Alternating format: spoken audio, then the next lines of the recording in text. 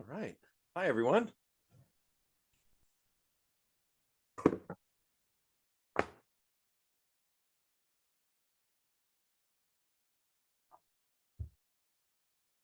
So it looks like everybody's making their way in. So today is going to be, again, a bit more like seminar style sort of discussion. I have an interesting reading on exorcism that I found, which I've decided to talk about because it connects, the topic that we wanted to discuss with something that's, I guess, sort of related to skepticism and critical thinking. And that is the idea of a placebo trial. So I thought it would be really interesting to read this paper and discuss it together.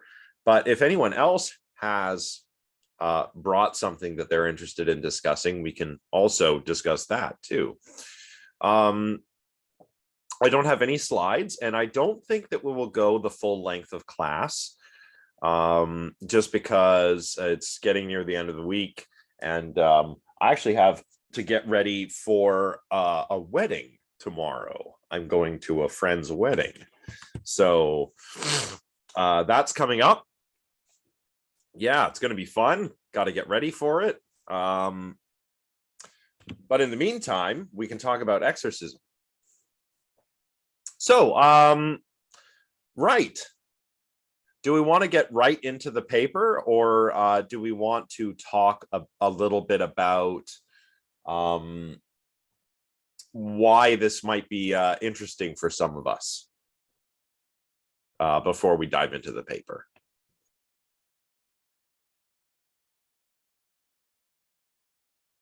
Sure. Yeah, we can start the paper first. Let's share my screen.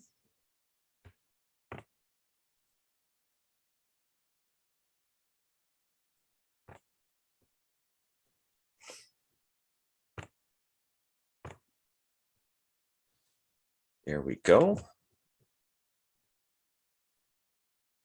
Oh, I have to get to the right tab. Here we are.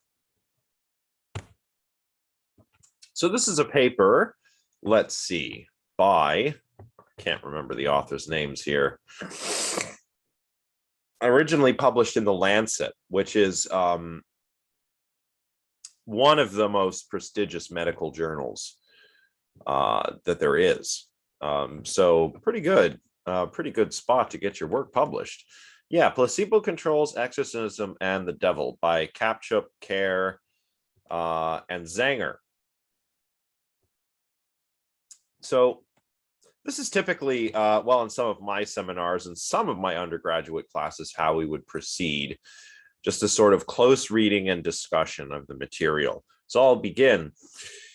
In 1784, Benjamin Franklin and Antoine Lavoisier, I think that's how that's pronounced, Lavoisier, used the first ever placebo-controlled medical experiments to debunk the healing practices of mesmerism. Now, mesmerism is interesting. I believe it's named after Harold von Morse Mesmer. I could be wrong about the name. But he developed a method out of which hypnotism would eventually grow. This is why sometimes we use the term mesmerized to mean something similar to what we mean by hypnosis. Yes, exactly, Taylor. That's right. That's where the word mesmerism comes from. And it's closely related to the idea of hypnosis. The idea of hypnosis would actually grow out of mesmerism, which is interesting. But he had developed his curative methods after investigating a notorious exorcist priest and demonstrating that he could obtain similar results without appeals to Jesus. Oh, so Mesmer claimed he could use mesmerism to exorcise demons and evil spirits without the help of Jesus. By the way, of course, this is taking place within a Christian context. Exorcisms can and do occur in, other religions as well, of course. This is kind of just what I'm more familiar with. So Mesmer claimed to have discovered animal magnetism, another term that you've probably heard of, a new fluid analogous to gravitation. Back in the day, we posited a lot of fluids that didn't exist to explain things we didn't understand. Animal spirits is something that Rene Descartes posited, for example, to explain how the soul could affect the body and the body could affect the soul. The idea is if something touches you, it sets the animal spirits in motion down your nerves. So your nerves are like a conduit for these animal spirit fluids. And they can go to the brain and affect the pineal gland, which is where the soul interacts with the body, of course. And the process can work the other way around too. Of course, we no longer subscribe to this theory of the mental, but this reminds me of that. Not exactly, but it's a similar idea, right? So the four humors, also important fluids that, well, the four humors were I mean, we did have different kinds of bile and blood and stuff. I think the ancient Greeks were wrong about some of their purposes, but yeah, really, oh my goodness, excuse me. I think it's I think I would say it's a similar idea. So invisible forces directed by the mesmerist at predominantly women patients would initiate a crisis that led to unusual body sensations, crying, fainting, uncontrolled gestures, fits, or violent convulsions. Now, after the treatment in the following crisis, we read that a lot of people would experience a profound salubrious effect. I've got to admit, that is a new word. See, this is why you have a dictionary. You're reading through a paper and you encounter a term that you have not encountered before. Check and see what it means, especially if it's not a commonly used word. Healthy. Interesting. So many said that they felt healthy afterwards, but controversy ensued, and Louis XVI, the King of France at the time, appointed a royal commission. They weren't disputing, as we read here, whether mesmeric magnetism could heal, but whether there was a genuine new physical force. So what did they do? They did placebo-controlled experiments. A scientific team administered mesmerized objects or treatments, or in a crossover manner, secretly dispensed the genuine articles.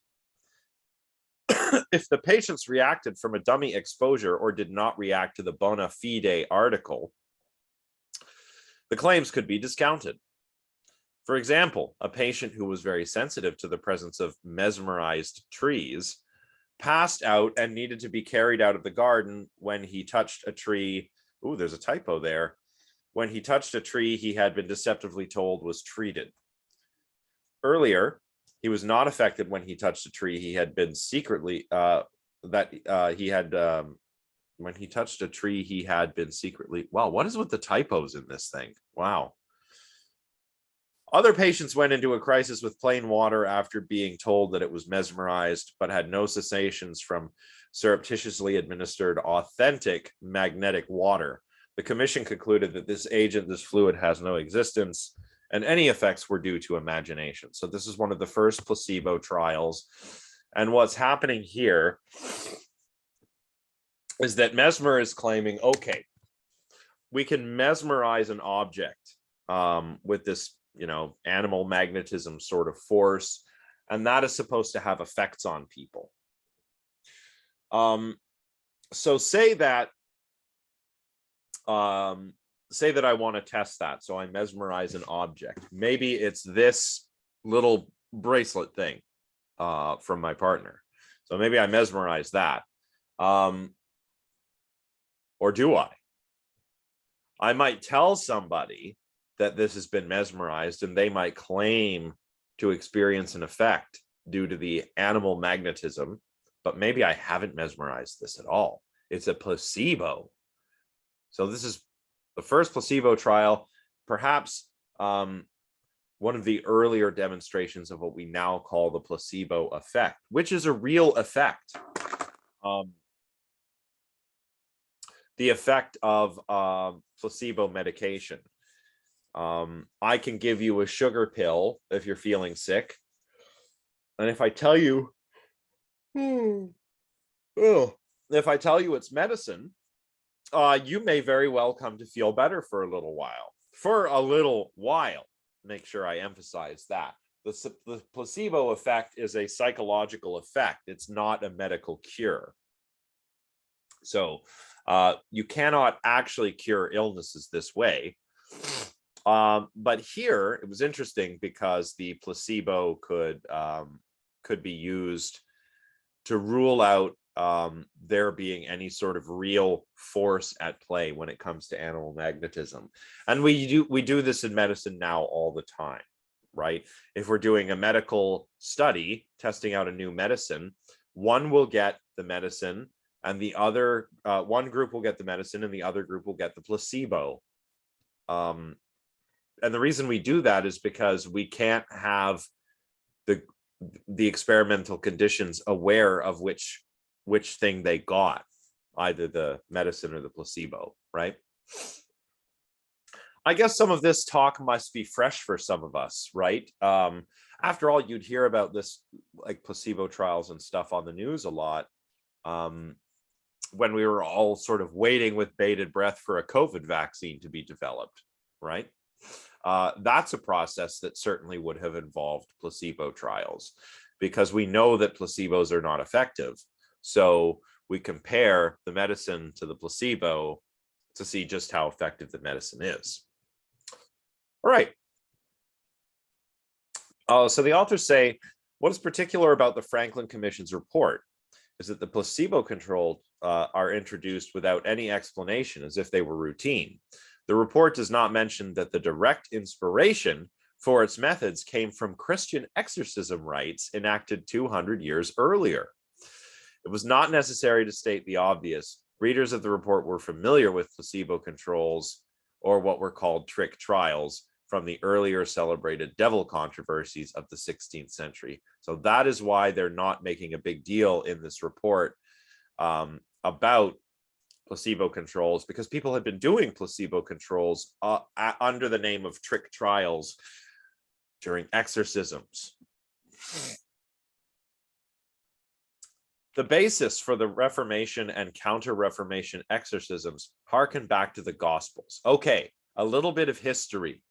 What are we talking about here? The Reformation and the Counter-Reformation. For those that are familiar with Christian history, anyone want to take a stab at it? Is this when the Catholic Church in the 1500s, what's his name there, crazy Henry with his head chopping wives and everything, he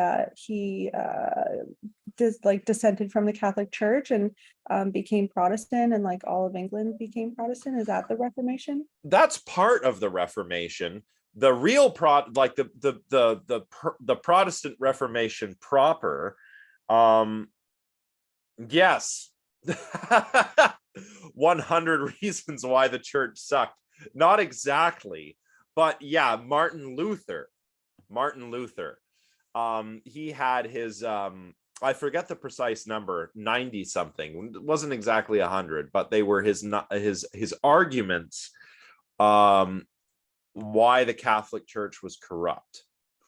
Why the Catholic Church, well, yeah, why the church sucked in, less colorful language. Martin Luther was the leader of the Lutheran Protestantism. Protestant as in protesting the excesses of the Catholic Church.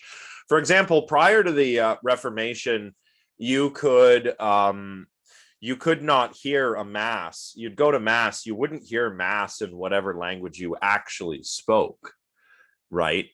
French, German, English, whatever. No, the masses were given in Latin. Latin was the liturgical language of Catholicism, and still was for quite a long time. Even in some places up until the early 20th century. I remember a story about J.R.R. Tolkien, probably my favorite author, and he was Catholic, and but he was old school, and he was also a language guy. So when he would go to mass and the priests began giving mass in English, he refused to go along with the English, and he would remain speaking Latin during mass when everyone else is speaking English. And apparently it made his kids a little uncomfortable. So yeah, that's kind of funny.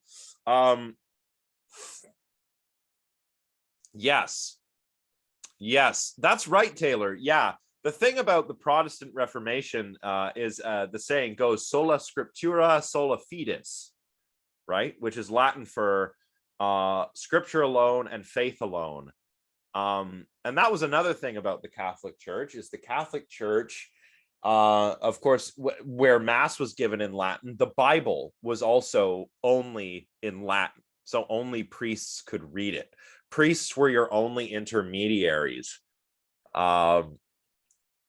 Nowadays, when we think of Christianity, we probably think about the groups of Christians where you're encouraged to have a personal relationship with God. That's not a very Catholic idea, right? That's a Protestant idea, and even more so an evangelical idea nowadays. But back then, yeah, it was kind of elitist. The church the church was like, whoa, listen, you want to say a prayer? Well, you got to do it with us. We're the priests. We got to say it in Latin. We got to do it all right. And Martin Luther had a problem with this stuff.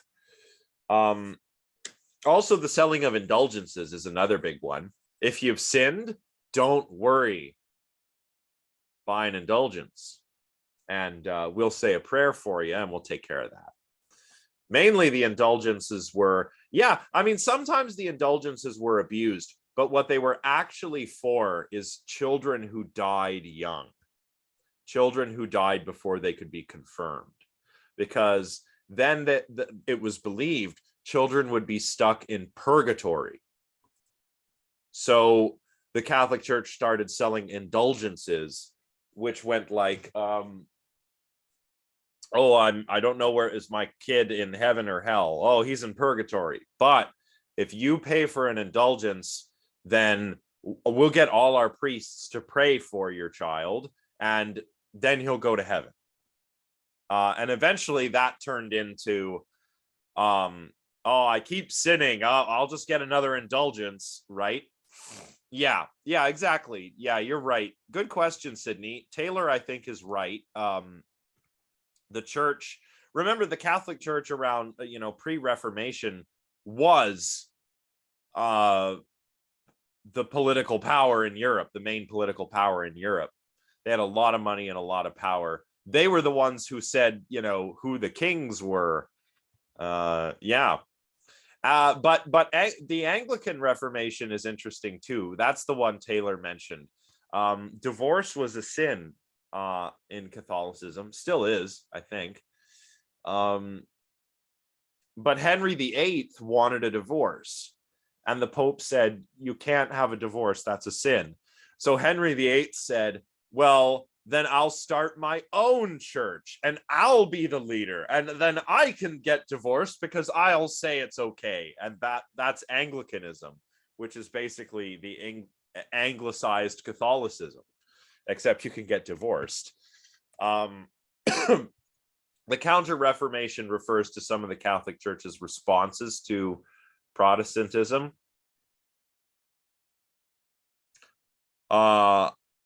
You mean which one? The Anglican or Lutheranism? Or maybe you learned about both. But in any case, both. Oh, excellent. Yeah. So during this time, probably a lot of fighting, not a fun time. A lot of people getting exorcised, a lot of people being accused of witchcraft. Yeah. Well, the Catholic Church, I mean, it's interesting whether it survived, whether it did or not, because there used to just be one church. Catholic just means universal. It was based out of Rome. That was the church. But eventually, what happened was something called the Great Schism. And that is how we get a split between the Western Roman Catholic Church and the Eastern Orthodox Church, which is actually the kind of Christianity you see in Russia, Eastern Europe. And they don't have a pope, they have a patriarch, but same thing. But they fought for decades. There were times when there were two popes, right? And one pope would be like, you're not the pope, you're excommunicated. And then the other pope would be like, you can't excommunicate me, I'm excommunicating you. Aha. And it's just absolutely bonkers. Like, it's really funny. But yeah, you're right. Maybe, I don't know if the church itself will ever be exorcised. Sometimes I wish. I mean, I don't have anything against Catholics, don't get me wrong. But the institution of the church, on the other hand, I think is somewhat problematic, to say the least. Yeah, that's true. All right, so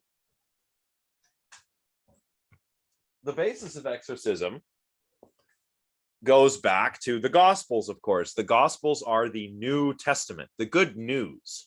So not the Old Testament, as Christians call it, but the new stuff with Jesus and everything. Here in Mark 16:17, Jesus says, in my name shall they cast out devils. The devil is, of course, the father of lies, but nonetheless, all he and his servants will believe and tremble when you introduce some sort of divine command or holy artifact or something like that. Yeah, it's the four. It's like they're like the Beatles of Christianity, I guess you could say. Well, also Paul. Paul is actually probably the most important one, weirdly enough, because Paul's the one that took all this all over the Roman Empire. Otherwise, nobody would have cared about any of this.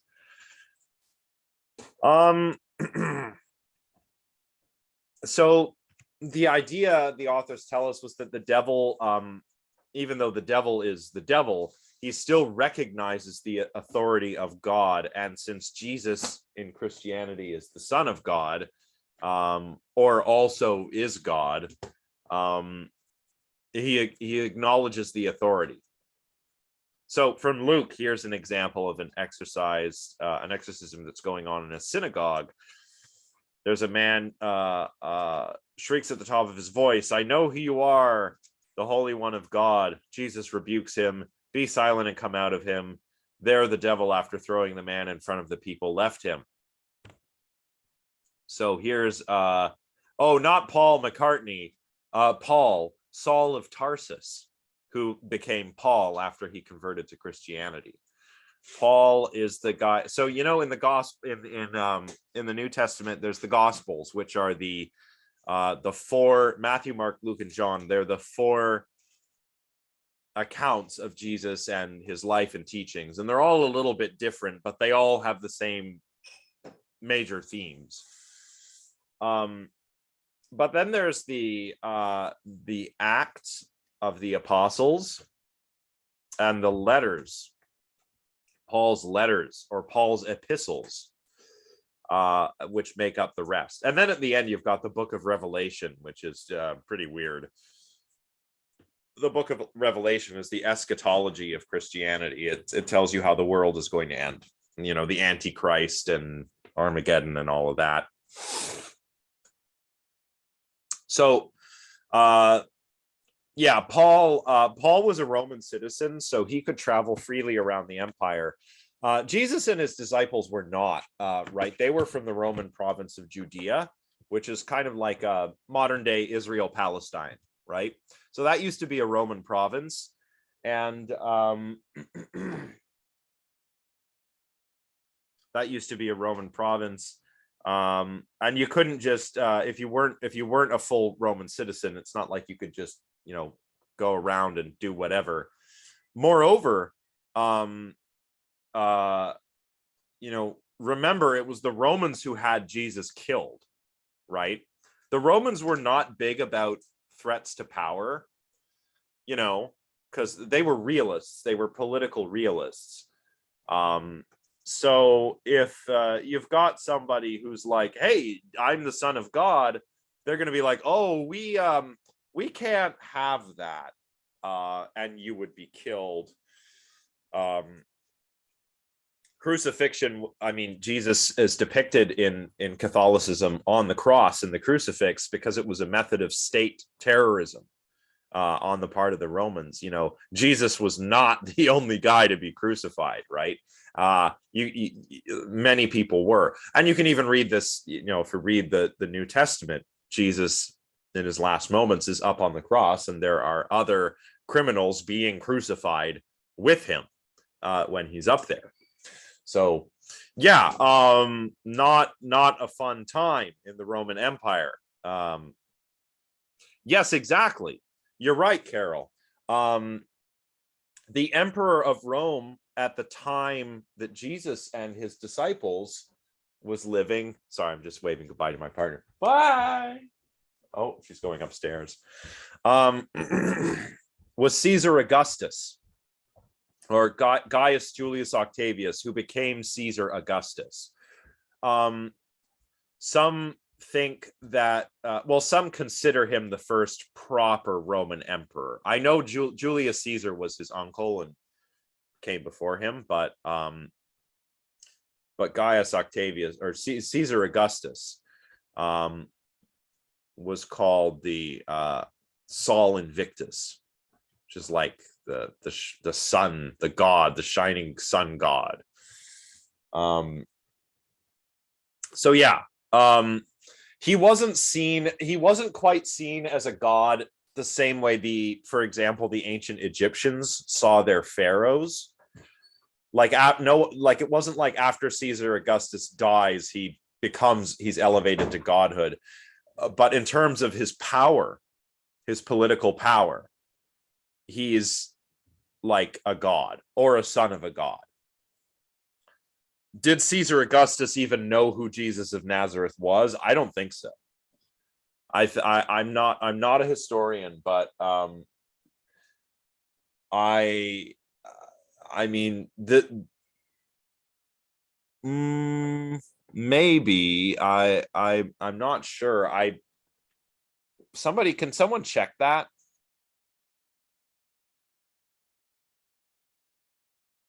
I thought it was Augustus is certainly close, around the same time.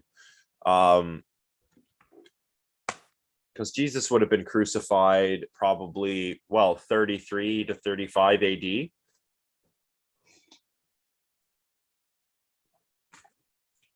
I'm going to check.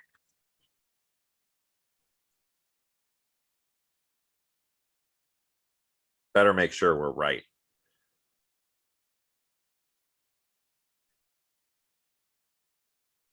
It says online here that he was executed by order of the Roman. Sorry, you cut out, Taylor.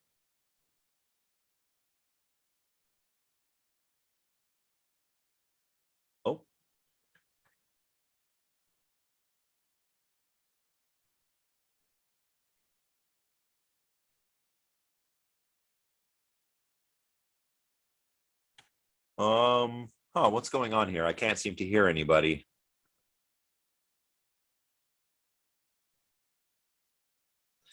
Okay, so according to, what is going on? What the? What's happening?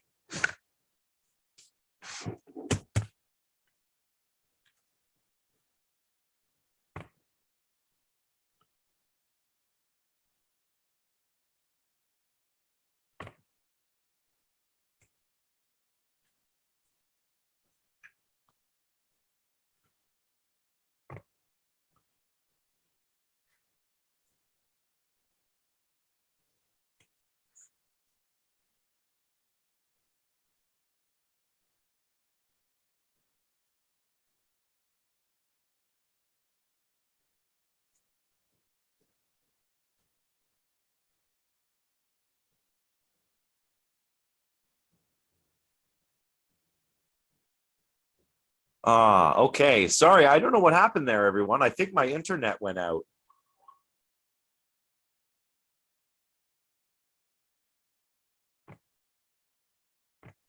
We may have to go without my camera for now. Um, ah, this is frustrating. Yeah, I guess my internet went out for a moment. Um,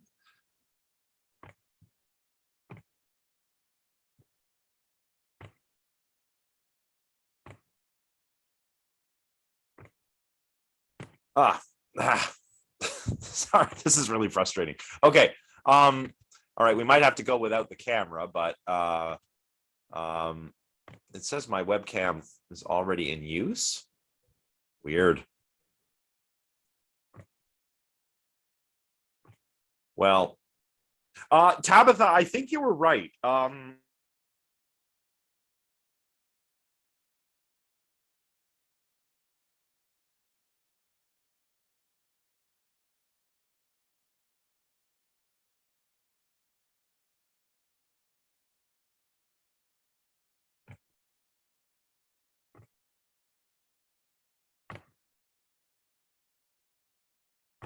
Hi, can everyone hear me? Yep. Okay, I don't know what happened. I think my internet went out for a minute. I'm still trying to get my camera to work, but we may have to go without my camera for now. Um, ah, this is frustrating. Yeah, I guess my internet went out for a moment. Um,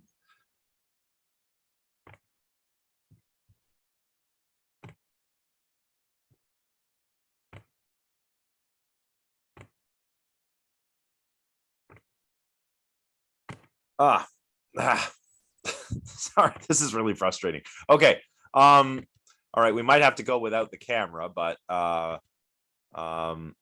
it says my webcam is already in use. Weird. Well, oh well. Tabitha, I think you were right. I think I may have fudged my dates there. Oh yeah, hey, maybe. I could, yeah, Ben, I might.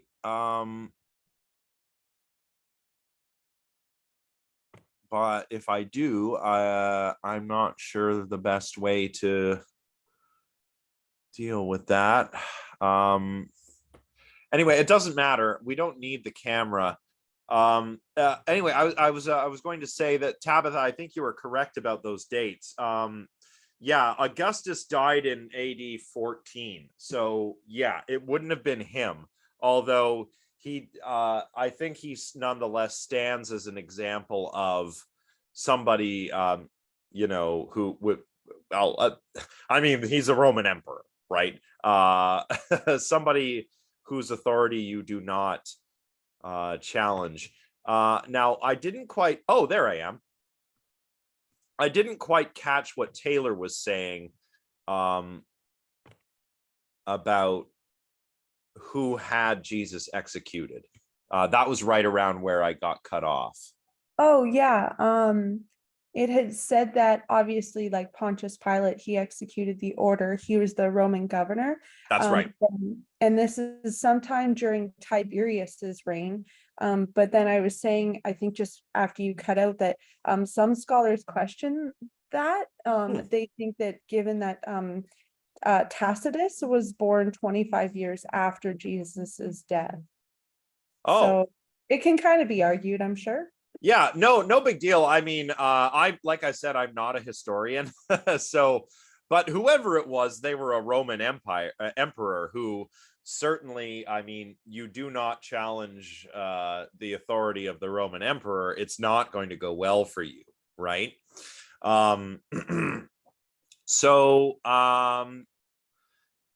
let's see, let's get back to, oh, Jesus is doing the exorcism in a synagogue. This is kind of important to emphasize, and I think that this is perhaps forgotten by Christians, but Jesus was Jewish, right? He was a Jew in the rabbinical tradition. So he was a teacher, essentially, a teacher. And when you hear him in the New Testament, if you just when you hear his encounters with the Sadducees and the Pharisees and those folks described in the New Testament, those were other sort of not sects, but other kind of subgroups, different priestly classes and whatnot within Judaism. That's right. Yeah. So Jesus of Nazareth is called Jesus Christ because he is the Christ. He is believed to be the Christ, the anointed one, the Messiah, or in Hebrew, it's the Mashiach, which means the anointed one, the king. Because back in the day, the kings, in ancient Israel and ancient Judea, they would anoint their kings with holy oil. So if you were the king, you were the anointed one. And so Jesus is by early Christians who were Jews before Paul. Those early Christians, early Christianity was another sect of Judaism. They thought he was the Messiah, the prophesized king of Israel in the line of David. David from David and Goliath, he'd go on to be the first king of the Jews, and Jesus is supposed to be the king returned, right? Yeah.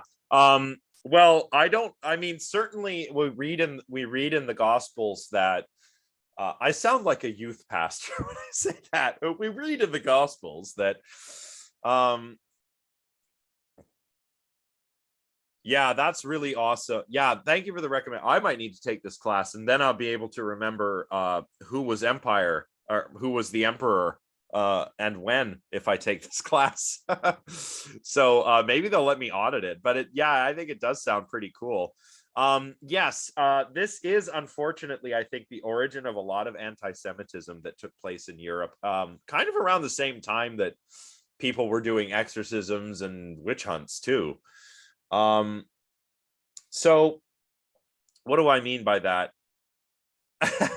Thanks. Yeah. Well, I also don't have a dorky sweater, so I think I need one of those. When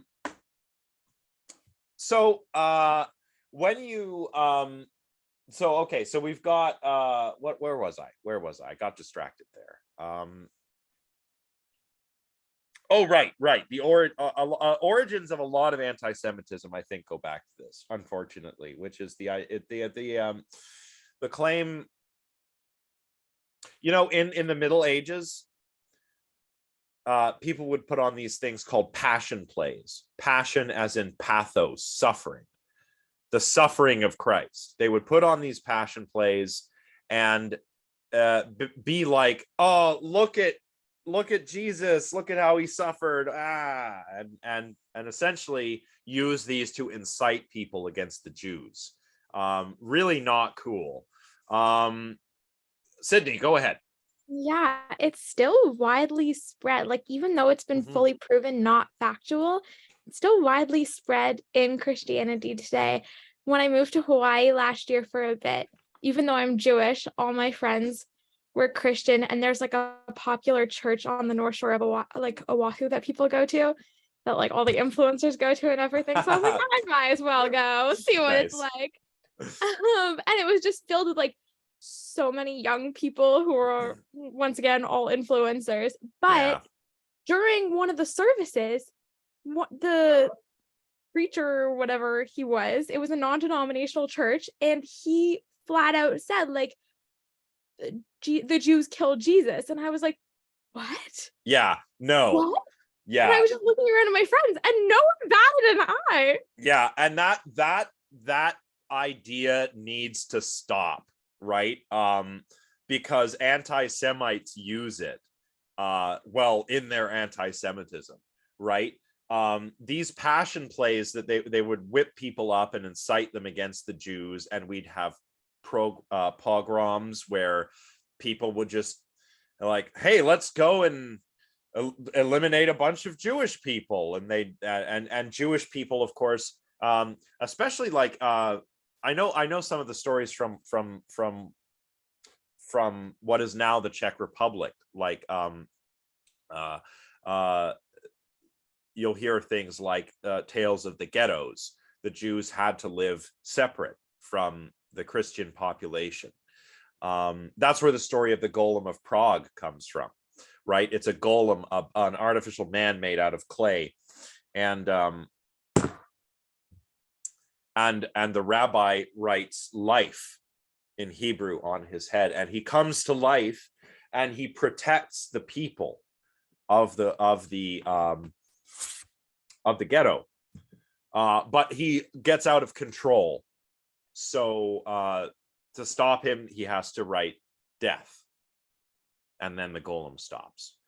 The Golem of Prague, interestingly, is a possible inspiration for Frankenstein and for Superman. Superman, by the way, was created by Joe Shuster and Jerry Siegel. They were both Jewish. And they wanted to tell the story of an immigrant. So Superman, he's from outer space, definitely an immigrant who goes to Earth and becomes American. So that's kind of cool. Yeah, Pontius Pilate, I think, wanted to oh, they teach that in Catholic school. Oh my God. Yeah, no, not good. Unequivocally, let me state, the Romans killed Jesus, and they did it because you do not, you know, you don't F with the Roman Empire. That was why the Roman Empire was so successful. They were political realists. They had the power, and they wanted to keep the power, right? There were, I'm sure the Sadducees and Pharisees were upset that Jesus was going in there, turning tables and accusing them of corruption. But yeah, that's more like a group within a group, not an entire group of people. Yeah, it is, especially in this climate. And just to show you, like, this is still with us. How successful was The Passion of the Christ? Do you guys remember that movie? It's basically, I've heard it called the Smashing of the Christ, because it's basically just, here's Jesus getting tortured and murdered for 2 hours. Don't you feel bad for Jesus? Yeah, this is one of the reasons why Mel Gibson is kind of canceled, right? The Passion of the Christ is essentially a passion play. Yeah.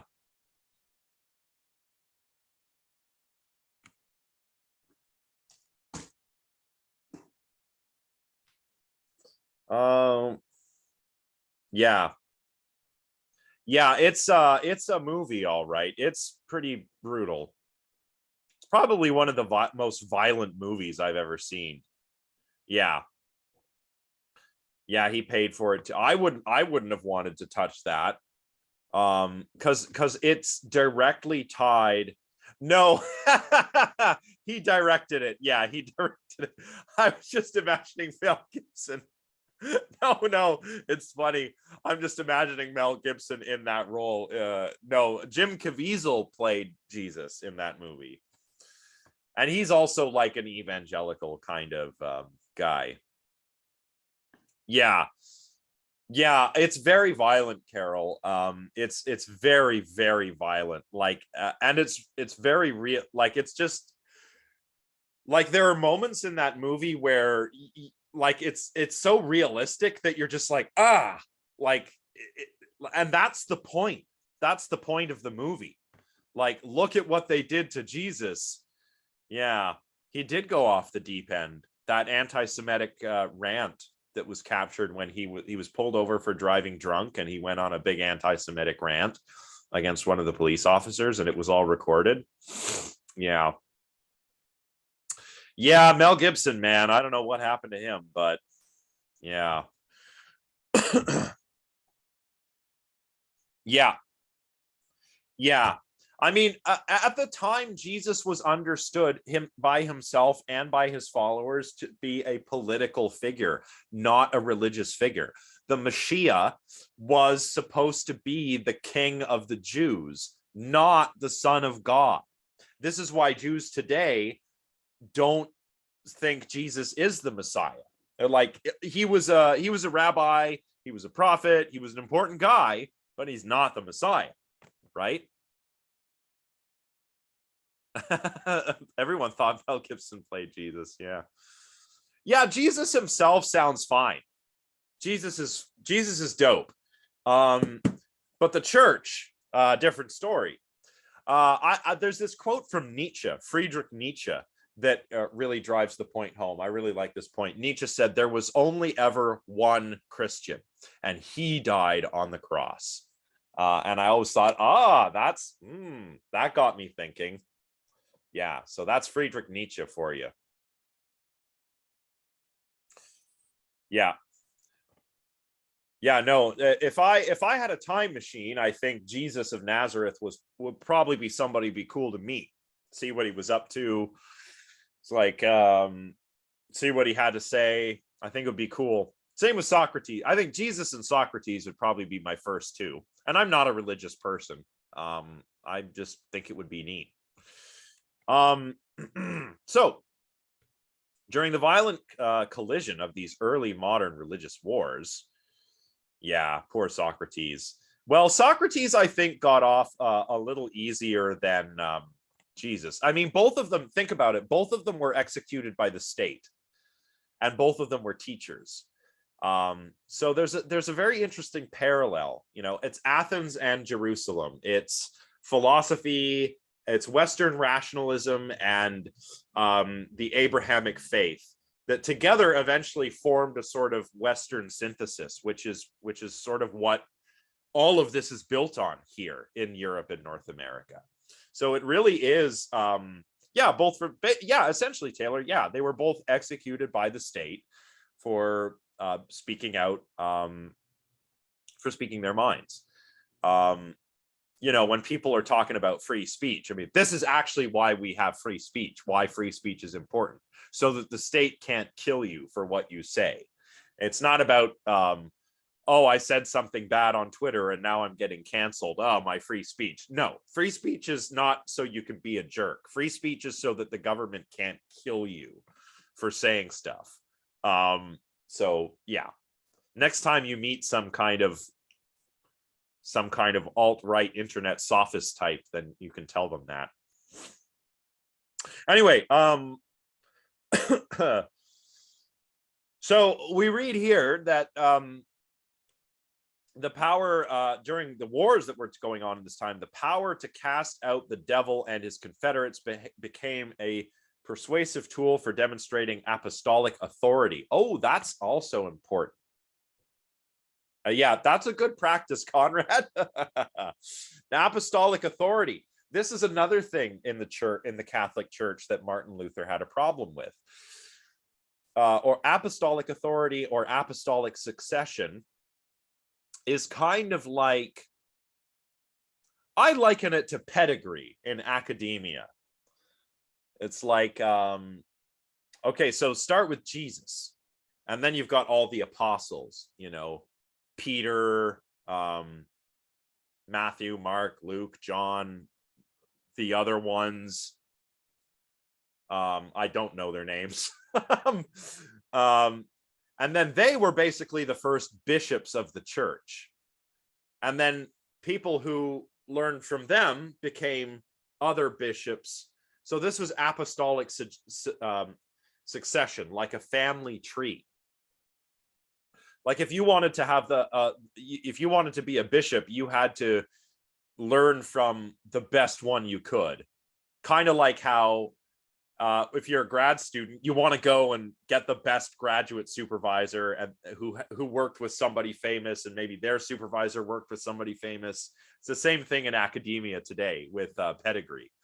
Kind of like a nepo baby, I guess. You want to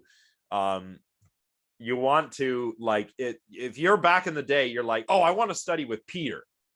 I want Peter to baptize me and make me a priest because he was like Jesus's right-hand man, right? That's the idea. So,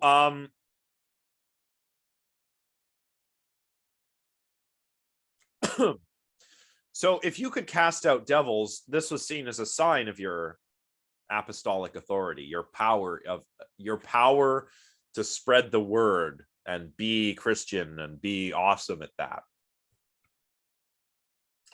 I mean, casting out demons would really count as a sort of miracle, right? Counter-Reformation exorcisms depended on the common knowledge, I guess it was common knowledge at the time, that demons could not tolerate direct divine contact. So holy water, which is water that's been blessed by a priest, consecrated wafer. So those are those crackers that you eat during Mass. The priest says a prayer, and by virtue of something called transubstantiation, it's believed that the wafer becomes the body of Christ and the wine becomes his blood. I've never tried one. They remind me of those rice crackers that you can get. I've seen those at the grocery store. You get a rice cracker. It's a little flat little cracker. Comes in a box. It's pretty good. Tastes like air. Interesting. They're plain. Oh wow, this is so weird. I've missed this. I've never been to Mass. Never did that. Cardboard, but in a good way. Huh. Interesting. Yeah. So a lot of you are in the know. If you've been to Mass, the idea is that it comes from the Eucharist. Or it is the Eucharist, which means the thanksgiving. And it's all tied back to the Last Supper, which is the last meal that Jesus shared with his apostles. And he says, take this bread, which is my body, and this wine, which is my blood. And it's essentially blood sacrifice. It foreshadows Jesus's sacrifice on the cross. That's how Christians see it, is that he was sacrificed for the sins of humanity, right? Yeah, I should. I think it would be interesting just to check it out. So anything like this, any readings from the Latin scriptures, remember, because Latin is the liturgical language, if you're doing it properly. Yeah, I know, it's weird, right? I mean, well, because in Judaism, I mean, and still sometimes depending on what denomination you belong to, you might sacrifice an animal. In the Old Testament, there's lots of instances where goats and sheep are sacrificed to God. And Jesus is the Lamb of God. So he is, at least that's how the Christians see it. He's the Lamb who is sacrificed. It's God sacrificing himself. That's the idea. Yeah. Yeah. God sacrificing himself or his son. I mean, it's the Holy Trinity, which even the Catholics will say, like, hey, that's a mystery. We don't know. But that, yeah, the Holy Trinity is a strange idea to me. So apparently the exposure to holy artifacts would cause these demons to writhe in pain and flee with a consequent cure for the possession victim. Not surprisingly, Catholic priests would abjure devils to testify to their fondness of Protestants and fear of Rome.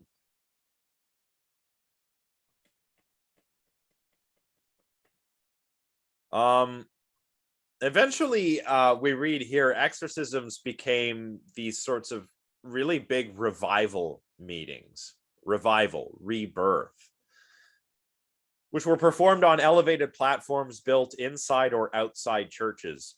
Fervent religious processions, mass proselytizing, and collective confessing, singing, and praying created a sacred ambience. In body relief, the possessed demoniacs, I like that, the possessed demoniacs, another band name. They provided entertainment with erotic ditties, lewd gestures, wild gyrations, hideous faces, and wild, shrieking animal roars. Breathtaking feats of physical prowess were exhibited in the violent wrestling between teams of strongmen and superhumanly invigorated demoniacs. I mean, what a wild time, right? Like, we're going to the Exorcism, come on, and it's a big crowd, and it sounds almost more like yeah, they got more private. They've always been not like these revival meetings, but the idea, again, I think it's an animistic tendency where you know, you have a demon or a bad spirit or something, and that's what we have to get rid of. So the basic idea has always been the same, but the rituals change. That's what I would say, Nicholas. But yeah, they do over the years get more private. Yeah, I do think a little bit of a mosh pit, Emma. Or remember the video we watched, or if you watched it, Peter Popoff's faith healing.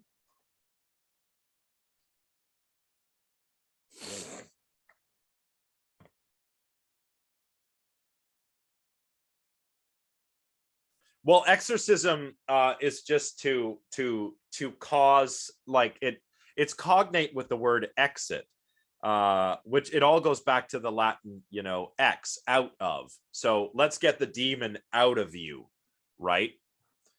So this is the Catholic term, but the Christian term, but people have always been doing this. You know, for example, there are Islamic exorcisms, right? And I don't know what the Arabic word is, but I imagine it means something. It has a similar meaning to the word exorcism, like to cast out. Let me look it up. I'm going to look it up real quick.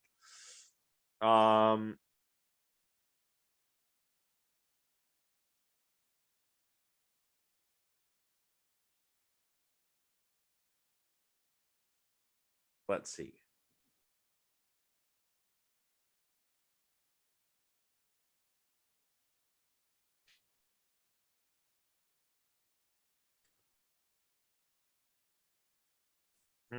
There's some different words here. Exorcism. No, that's English. Oh, okay. So I don't. So that's the word. It's several words actually. Now I do not speak Arabic, so I don't know what that actually says. I wish I could get. Yeah, I wish. Sorry. Yeah, I just don't know the language, everyone. But I imagine that it has a similar meaning. Maybe someone can check this for me. If somebody knows some Arabic, or somebody knows somebody who speaks Arabic, maybe, you know, because you know how words are translated, but they're naturalized. What I'm getting at is like, okay, so if I directly translated Arabic into English, what would the word exorcism actually say if it was directly, literally translated without being naturalized? I think it would be something like similar to exorcism, you know, getting the devils out or something like that. But yeah, this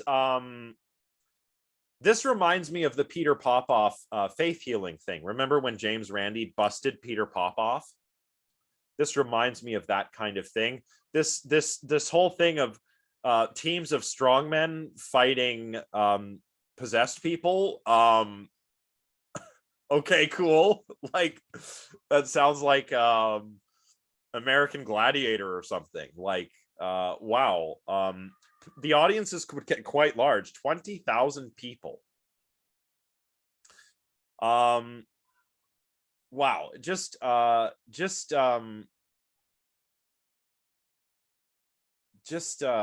far out, right? Yeah, UFC. Really far out stuff. Here's one such pamphlet written in Latin, as you can see. Or no, wait, it's Latin here. No, it's French.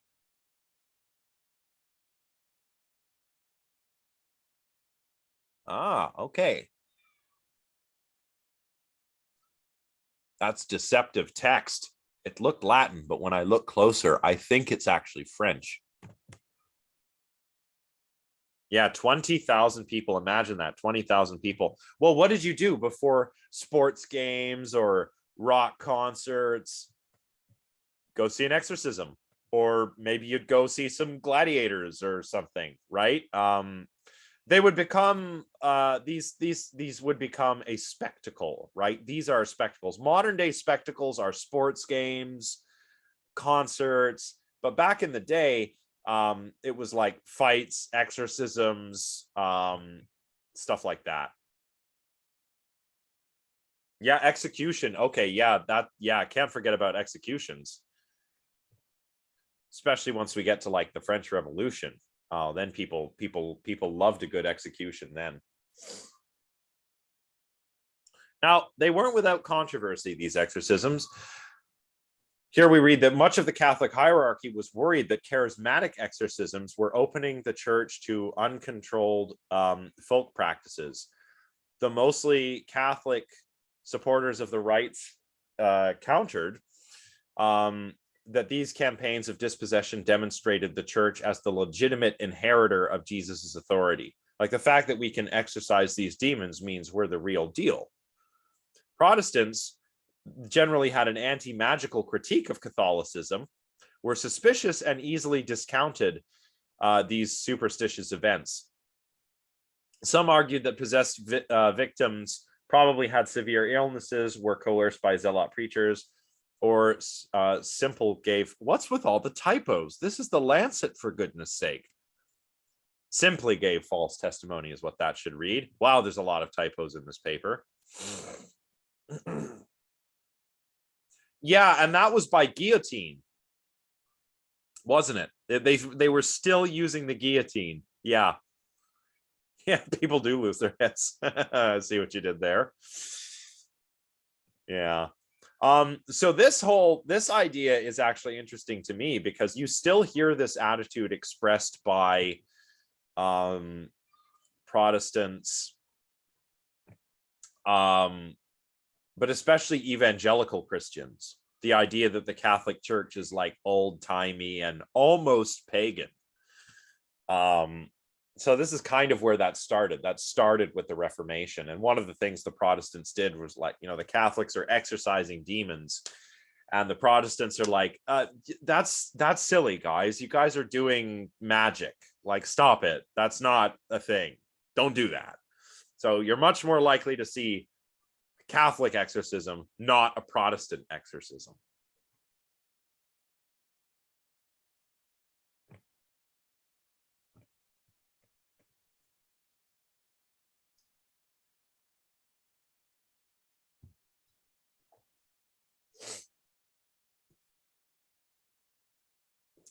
So here's the trick trial. The placebo trial was developed in response to this suspicion. So some of the Protestants were like, I don't know about these exorcisms. We better do something to try and figure out what's happening. So we read here, the most prominent, an emblematic such trial occurred in 1599 in a small town in the Loire Valley of France. A high-stake political struggle set the stage and explains it. Documented. Oh my God, these typos. Oh, this is killing me. Oh, anyway, in 1598, Henry IV formalized peace with the Huguenots. These were French Calvinists, with the Edict of Nantes. No, because it was originally published in the, it's been published. Unless they accidentally submitted their draft to go on the website, but no, this shouldn't be this. This is not There shouldn't be this many typos. Anyway, Henry formalizes peace. Many Catholics, exhausted from the wars of religion, supported this rapprochement. Many others did not. At the time, a family claimed that Beelzebub and other demons possessed their daughter. Beelzebub is a devil from the Bible, a demon, where he works for Lucifer. Well, actually, Lucifer, yeah, maybe it was translated. That's possible. So Beelzebub is a demon, works for Satan. Lucifer, we call the devil Lucifer sometimes, but that actually is kind of extra biblical. In the Bible, Lucifer is only used in one of the prophecies in the Old Testament. And I believe it refers to some king of Babylon or something. Oh, yeah, that would be sweet. Yeah, Lucifer just means light bringer or morning star. Lucifer is another name for the planet Venus. And then, you've got Paradise Lost and all of that. That's where we really develop Lucifer as the devil. But in the Bible, Lucifer is Satan, and Satan just means the adversary. In fact, in the Old Testament, Satan isn't even really a bad guy. It's like he's just doing his job. Like, you ever read the book of Job? So in the book of Job, the God and Satan are like, let's test Job and test his faith. And it's like that God and the devil have a bet. And it's like the devil is there to serve a function. Like, he's a member of the heavenly court. He's not Lucifer, the fallen angel. So that's very interesting. Yeah. Yeah, kind of like Hades. Hades has a job to do because he's one of the brothers of Zeus, right? And Zeus is up there turning himself into a swan and getting frisky with people. Hades is not. Hades is just kind of down there in Tartarus minding the dead. But yeah, originally Satan is not a bad guy. Satan is just a guy with a job. Zeus is a hot mess. Well, most of the Greek gods are Greek gods. If Greek gods were on Twitter, they would be a lot like, those celebrities when they go in a downward spiral.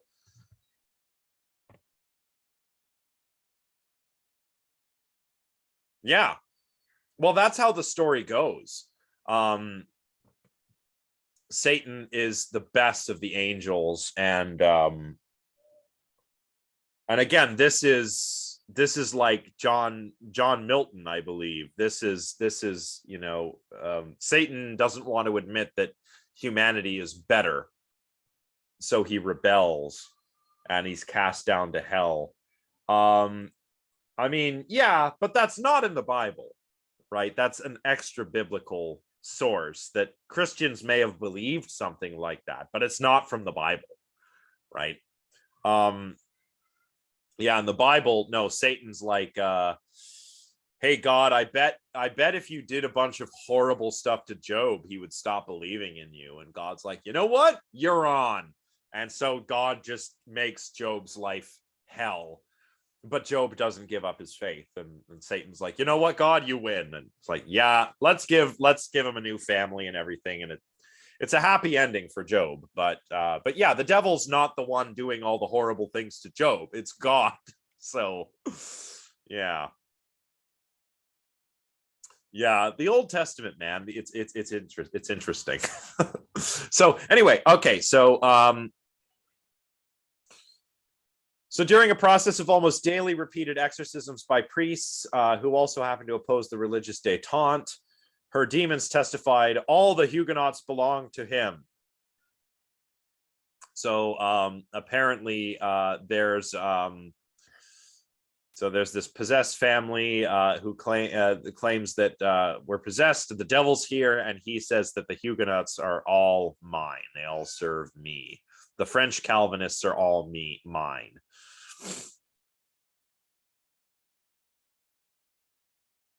Oh, interesting. Interesting.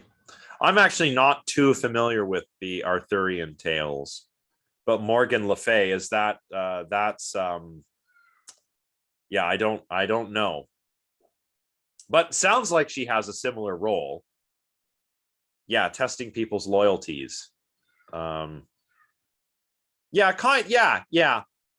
yeah, that's kind of like the Satan in the Old Testament. Yeah, like a tester, or somebody who helps God do the testing. So we've got this group of French Calvinists. One of them is possessed apparently, and says that all your base are belong to us. You know, all these guys, these Huguenots, all these French Calvinists are under the devil's control. So Henry IV dispatches his commission to discredit this claim. He can't have people believing this, right? Because he's just made peace with them. So away from these crowded public exorcisms in a private place, the commission proceeded to secretly administer the woman genuinely holy water on many consecutive days, and it had no effect. Later, when given ordinary water poured from a special flask used only for holy water, she contorted in pain. So when they gave her actual holy water, nothing happened. When they gave her regular water that looked like it might have been holy water, she reacted as if the demon was crying out in pain. Again, when an ordinary piece of iron was taken out of its ornate enclosure and presented to the young woman as a relic of the true cross, she fell to the ground tormented. Again, it wasn't a nail from the cross, one of the nails in Jesus's hands. It was rather just a plain old nail. But because it was in a special box, and they said, oh, this is one of the nails from the crucifix, people believed it was a holy relic that had the power to cause the devil to leave. So yeah, this is the placebo effect. I guess because these holy relics are said to have power. It's a Catholic thing, I guess. You don't get this in Protestantism. You definitely don't get it in other Abrahamic religions like Islam. You don't get it there. Yeah, it really seems to be a Catholic thing. Priest read the woman a Latin text, misinforming her that it was the Holy Scripture. Remember, this was Catholicism, so these regular everyday folks, they didn't read Latin. So you could just read any piece of Latin and say it's from the Bible. This actually was from Virgil's Aeneid, which is a Latin epic poem. And even though it wasn't the Bible, it was poetry, she squirmed in agony. Other special commissions created by the anti-Huguenot clergy, however, reported that in opposition to the Royal Commission's finding, she could accurately distinguish bogus from genuine exposures. Reports from the different investigative teams circulated throughout Europe. So Henry's anti-Huguenot commission found that there was something like a placebo effect happening. Others disputed this, but nonetheless, this was the first instance of such a trick trial. Oh, whoopsie daisy, where have we gone here?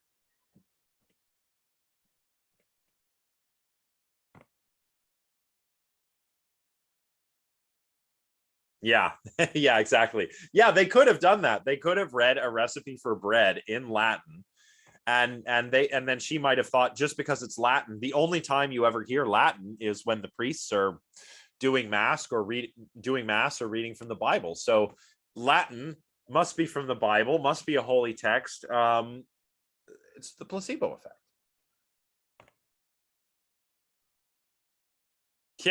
Yeah, maybe a recipe for those crackers. Okay, so there are other well-publicized exorcisms with exposures to sham religious objects that have been recorded. In 1565, King Charles IX, wow, a lot of Charleses there, arranged to meet a notorious demoniac who testified to Protestant ungodliness. This demoniac had been tested with ordinary wine deceptively mixed with holy water. Her violent reactions to the concealed holy water confirmed to the observers that her possession was genuine. Later, however, when a more skeptical investigators repeated the experiment, replicability, another important scientific principle. When they repeated the experiment, she could not distinguish genuine from fake exposures. Other tricks, for example, substituting ordinary wafer for consecrated wafer, were also reported in France and elsewhere. So these trick trials are the earliest demonstrations of what we now call the placebo effect. Now, parallel to the religious skepticism, the authors tell us that Renaissance humanists began to discuss their doubts concerning medical practice in general and describe worthless treatments that create unimpeachable experiences of healing. Because in medicine at this time was also not very well developed. There was a lot of folk medicine or superstition or alchemical ideas that we hadn't gotten rid of yet.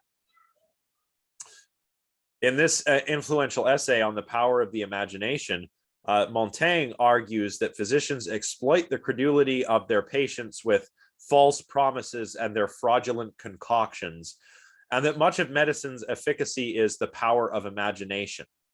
For example, he described a patient with stone who regularly received from his physician the appearances with all the formalities of a medical enema, but without the purposed active ingredients. When his wife notices the bogus situation, she tried to save money and make do with warm water. This is amazing. Yeah, bloodletting, for example, or using leeches. Yeah, we were still doing this stuff. You know, even up until the 19th century, you had like your snake oil salesman, you know, Dr. McGillicuddy is tonic of youth. Come and get it. Step right up, sir. Like you'd have a P.T. Barnum kind of guy selling you something that didn't really do anything, right? A panacea, a cure-all, right?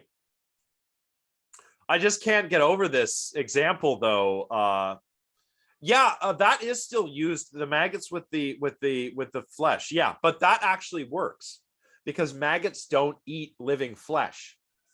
So we can actually use maggots to clean wounds. So that is still done. But you have to be very careful. You still need a real doctor to do it because the doctor, she has to make sure that the same amount of maggots come out as went in. Otherwise, right? So that actually is still done. It is not unuseful. And if you've got necrotic tissue, yeah, the maggots will eat it and they won't eat the living tissue. It's very interesting. Kind of gross, but also very interesting. So anyway, yes, this patient was getting enemas without the actual medical ingredients. And his wife says, why don't we just make do with warm water? Like, I mean, we know what an enema is, right?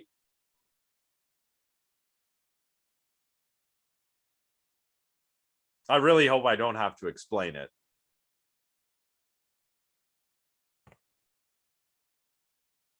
Yeah.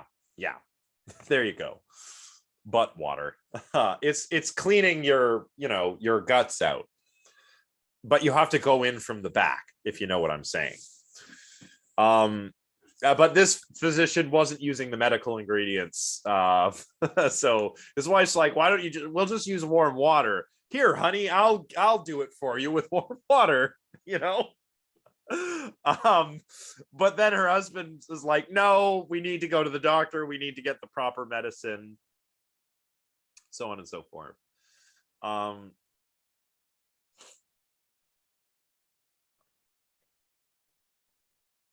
So Franklin and Lavoisier were avid readers, we read, of Montaigne, and borrowed from his complications of Renaissance theories of medical skepticism and the imagination. On the practical level, their pioneering efforts with placebo controls represented the simple absorption of an already well-known 16th century methodology, that's the trick trial in exorcisms, for deciding veracity in the midst of social controversy and colliding claims. For Franklin's contemporaries, the commission was an unmistakable reenactment of the devil trials, placebos and all. As figure 2 illustrates, which is right here, Mesmer and his henchmen were the new secular devils. With Lavoisier at his side, Franklin is holding up the bright light of their report that banishes the charlatan mesmerists with their hoofs and donkey ears. A devilish animal in the form of a creepy bat owl testifies that the signature presence of the devil on the lower right, a woman in a fainting crisis held steady by a man, takes the pose so often seen in earlier exorcism illustrations. Yeah, here's the fainting woman that they're talking about there. Here they're banishing, here's Franklin and Lavoisier banishing Mesmer. He's riding away on a broomstick like a witch. Here are the devils, right?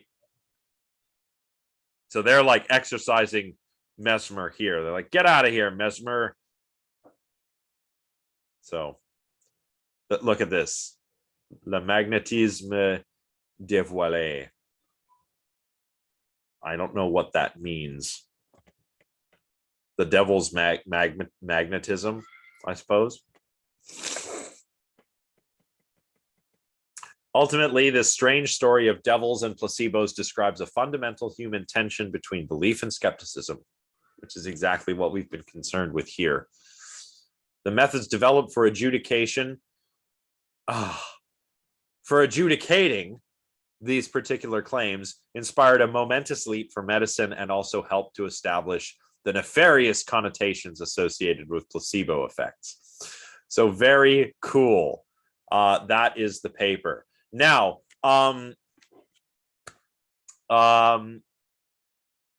shall we take a break? It's nearly 1. Why don't we come back at about 10 after 1? And then we'll discuss everything in a little more detail. All right. See you guys in about 10 or 12 minutes.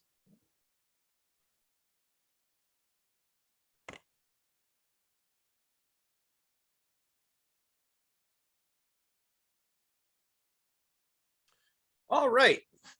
I'm back. So why don't we get back into it? So that is kind of how, if any of you are thinking of taking some upper year courses or maybe going to graduate school someday, that was kind of how we do seminars. Kind of. We closely read something together and critique it. So now that we've closely read it, let's critique it. Firstly, I say it's a pretty good piece. Sorry, I'm trying to get myself so I'm not being washed out by the sunlight here. I think it's a pretty good piece. I think that I wish it had been proofread. But yeah, perhaps it is a draft. This happens a lot. One person who I think is particularly prone to this sort of thing is a philosopher. His name is Jesse Prince, and he's a brilliant philosopher, absolutely brilliant, writes like crazy. The guy's always pumping out new papers on awesome stuff. And but on his website where he has the papers, they're all drafts and they're just full of typos. You know, and I think it's just the speed at which he cranks all of this work out that inevitably there's going to be typos, right? But brilliant guy for sure. Just a lot of typos. So, you know, this could be a case of that. So what else? What else do we think?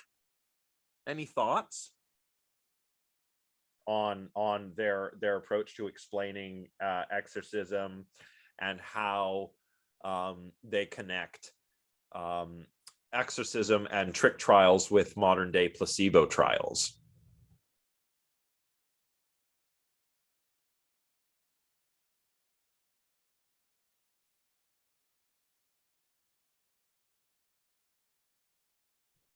Yeah, me too. You know, it actually reminded me of something that I saw in a television show. I mentioned built from the ground. Yeah. Yeah, exactly. Yeah, I agree. I like the approach they took. It was like, we all know what placebo trials are. Oh, the guy, well, it's multiple authors here. The multiple authors of this paper are Ted Kapchuk, Catherine Kerr, and Abby Zanger. And this was published in the Lancet. Oh, I see. This is the author manuscript. Okay, that's why. So the final published version you could get to by following this DOI, this digital object identifier. But that would probably be behind a paywall. So that maybe that's why there are so many typos. So yeah, someone said this was a draft. It looks like it's kind of a draft.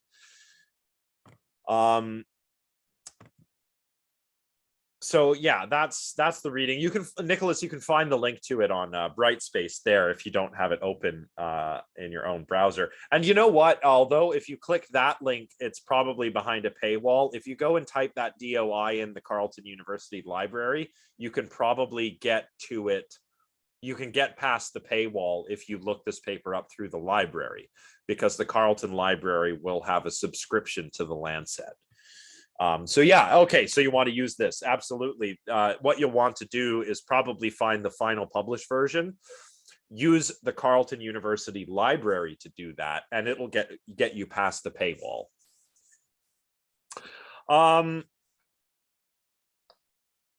This reminds me, yeah, no problem. This reminds me of something. I mentioned the show Better Call Saul last time. Some of you are watching Better Call Saul, right?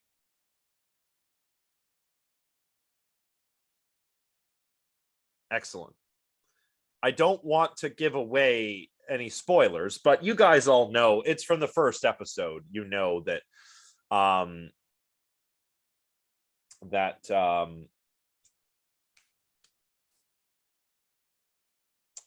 that the brother Chuck, Charles McGill, you know how before he becomes Saul Goodman is James McGill. His brother is Charles McGill. And he has a psychosomatic illness where he believes that he is allergic to electricity, right? That's why he doesn't have any electricity at home, and he wears the space blanket, you know, the Mylar blanket. There's one scene later on in the show where Chuck is in the hospital, and he's like, oh, turn the lights off, it hurts. So the doctor turns the lights off. And Chuck is like, oh, I feel better, thank you. But unbeknownst to Chuck, the doctor turns on an electronic device like under the bed. But of course, Chuck doesn't know about that, so he doesn't feel the effect. And then the doctor goes outside to speak to Jimmy McGill and Kim Wexler and says, like, look, like, you can see this is a mental thing. It's not a physical thing. Because I pulled my cell phone out and I just did it covertly. So there was an electronic device there and Chuck just didn't see it or something, right? Like, I don't remember the exact details of the scene, but this reminded me of that. And this is still incidentally something, the trick trial is still something that we see skeptical paranormal investigators use nowadays, right? You don't really see it used by many, shall we say, non-skeptical paranormal investigators, not by ghost hunters or mediums or clairvoyants. But yeah, the trick trial, absolutely, it's used in other areas. And I think somebody like Michael Faraday, I'm not claiming that Faraday ever did a trick trial, but a skeptical investigator like Faraday or James Randi or take your pick, would probably pick something like a trick trial to work out whether some object might in fact be haunted. Just think of how we could do that, right? We could present the real purportedly haunted object to a certain group, and another just regular non-haunted object to another group, and see what happens. If both groups were equally creeped out by the ghostly presence, then we should conclude that there really isn't any difference between the haunted one and the not haunted one. It's just people think both of them are haunted, right? And that would be like a trick trial sort of a sort of thing to do. Anyone have any other thoughts on this paper or on exorcism in general? Perhaps why are we so interested in exorcism? I mean, you know, one thing that I often wonder about is why exorcisms are so popular in stories, in movies, for example, or books. Taylor, go ahead. Yeah, just to answer your question about like why I found exorcisms like fascinating, because I suggested like this subject, so I'm sure it's like but I've always found early modern mental health to be really fascinating, specifically like asylums and like places of like psychiatric care with air quotes. And so I think that when I was doing reading, like because you had told us to look up some stuff that would connect with this, a lot of the stuff that I was seeing was how and it was kind of sad, but exorcisms were done when people were like mentally ill and they didn't have another explanation for it. And because like religious doctrine was so prevalent, that's like how they explained it. And so it was sad because a lot of the cases that were the most like interesting, it ended up that the people who were being exorcised would die of usually like malnutrition, right? Because they're trying to like starve like whatever spirit is in there, or dehydration. And so there was cases, and these are always cases that are like in other parts of the world. Like there was Anna Elizabeth from Bavaria, and she went through like almost a year. It was like 11 months or something long of an exorcism, and she ended up dying of dehydration. And it's just insane to me that people would like go to this length to like cure themselves of like what might be schizophrenia or some sort of personality disorder. But they would give themselves over. They would like, this was consented most of the time, which is really fascinating to me as well. And like the lengths that people will go to like to feel normal or to fit in. So that was why I initially wanted to explore this, or like see what you guys had to say like on the scientific end. Yeah, I think that's a really great point. I mean, I think it should go without saying in a class like this. Well, it ought to go without saying, but maybe we should remind ourselves that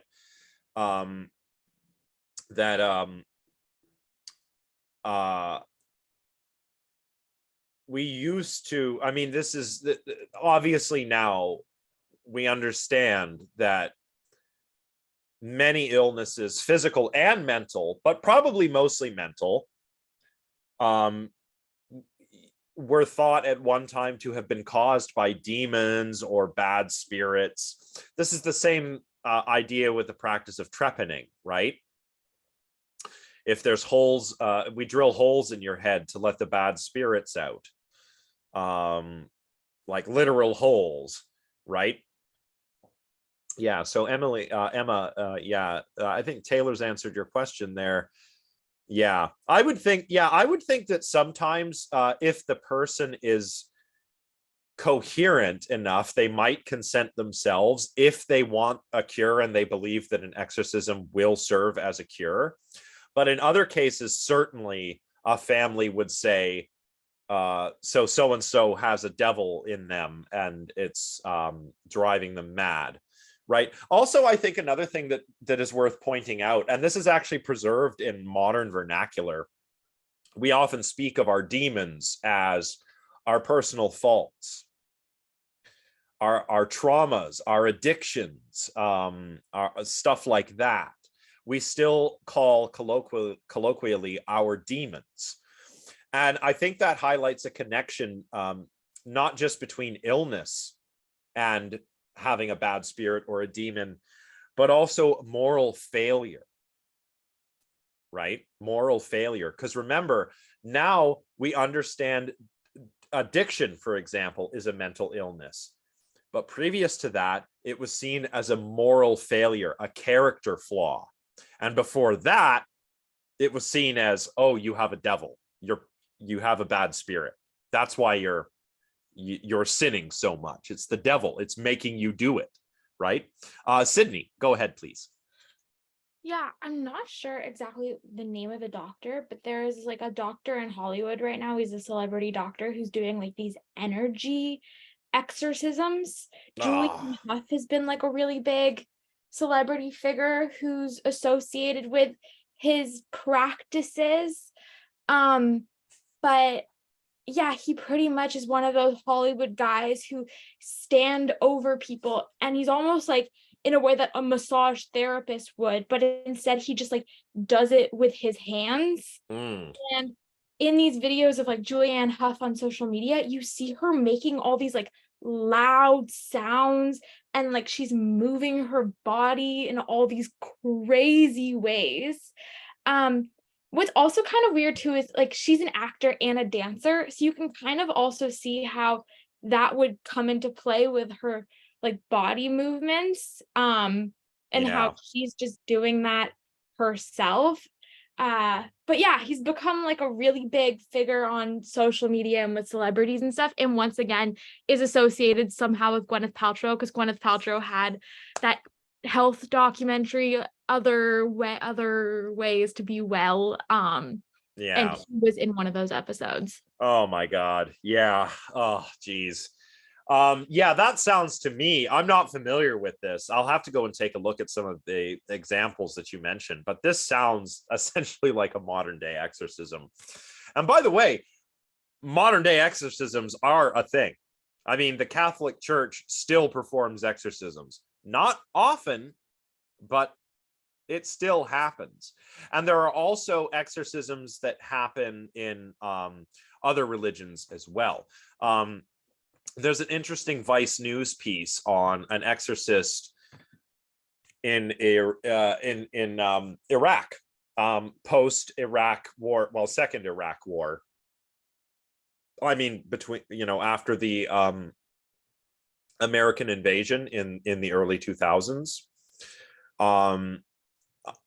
That was a disaster. Yeah, private sector exorcists. I mean, come on. But yeah, so okay, so I imagine that well, you guys are probably all of that demographic that you were either babies or weren't yet alive when that war started. So this is the story. It was a post 9/11 thing. The idea was that in order to fight, it was the War on Terror, as it was called. The idea was that Iraq might have had weapons of mass destruction that, some bad actor, like, for example, Al-Qaeda, could use for terrorism. Never mind that Al-Qaeda and, Osama bin Laden, they were operating out of Afghanistan, right? That's why Canada joined the Americans when they went to Afghanistan, but we didn't go to Iraq. And it's really great that we didn't go. I'm really glad. Yeah, I was in high school when this happened. So it was my first like world historical event, I remember. But it never made sense to me why the Americans went to Iraq, because Iraq didn't have anything to do with 9/11. And they also it turned out, did not have weapons of mass destruction. Yeah, the early 2000s were wild. They really were.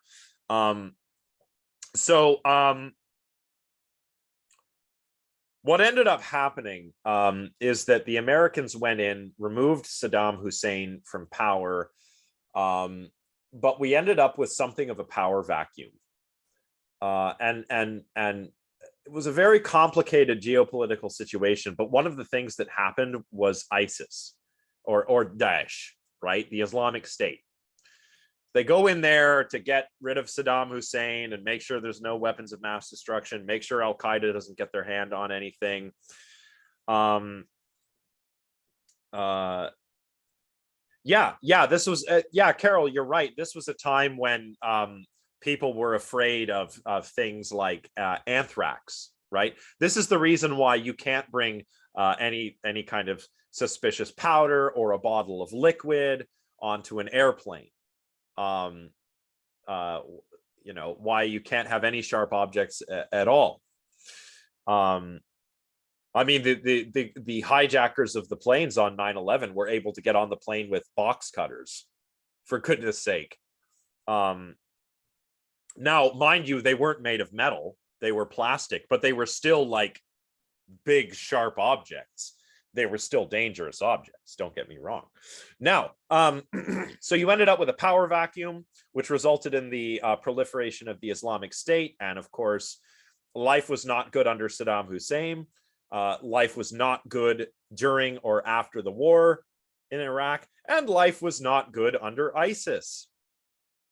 So we don't have the resources to treat these mental health concerns that are raised by living in such a time and place. And so there are exorcists that that work there instead. And there's a very interesting Vice News piece on an exorcist from Iraq who exorcises these demons. And he does so on YouTube. He's actually also quite a successful YouTuber.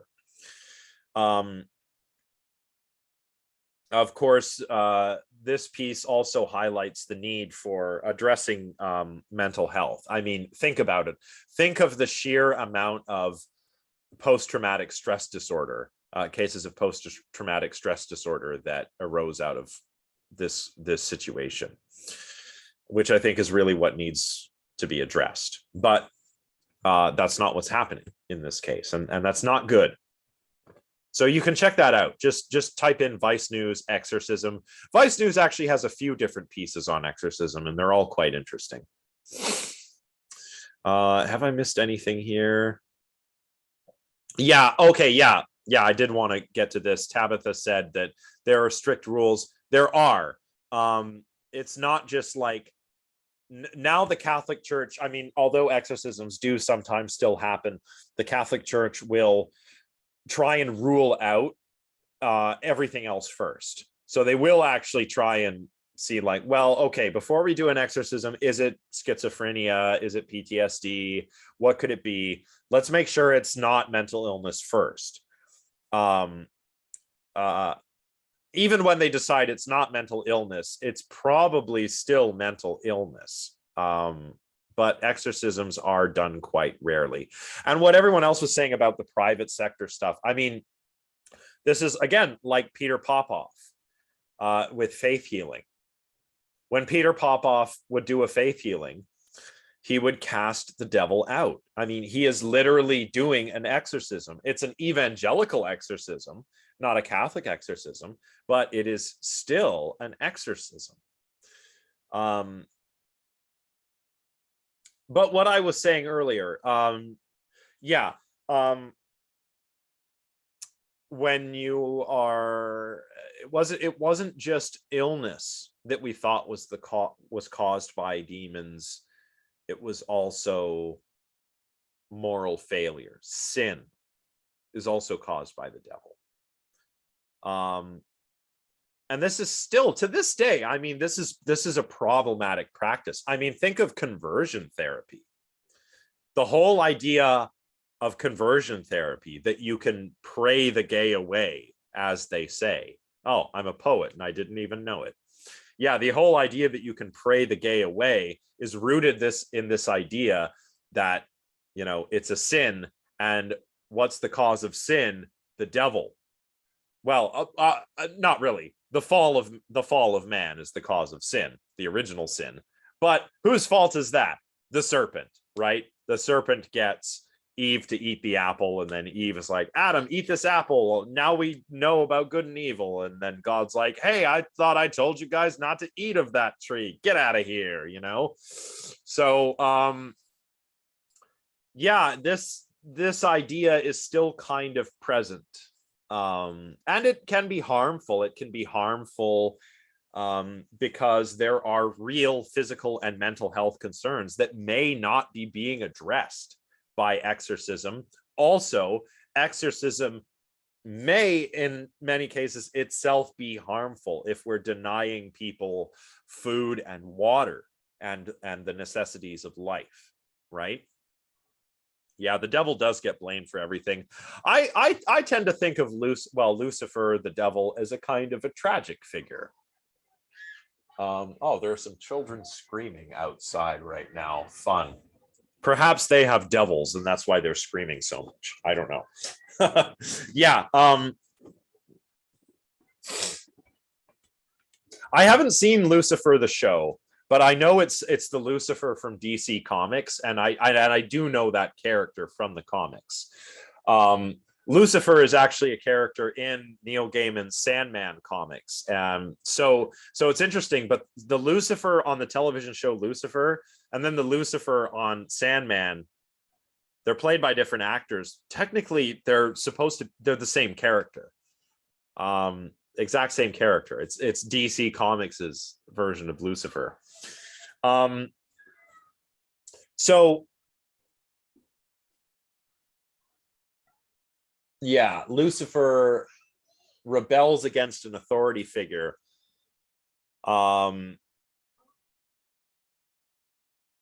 Rather like how Adam and Eve did. I don't think Lucifer is, I mean, nowadays Lucifer, Christianity considers him the supreme evil, but I have to admit, I kind of get what the Satanists are talking about. You know, Satanists worship, they don't literally worship Satan. They treat Satan or Lucifer as a sort of literary figure that they look up to. So a lot of Satanists are actually just atheists who like the ritual and the practice. Yeah, like religious hedonism. It's a practice that makes you feel good and, you know, pleasurable. And the point of Satanism is that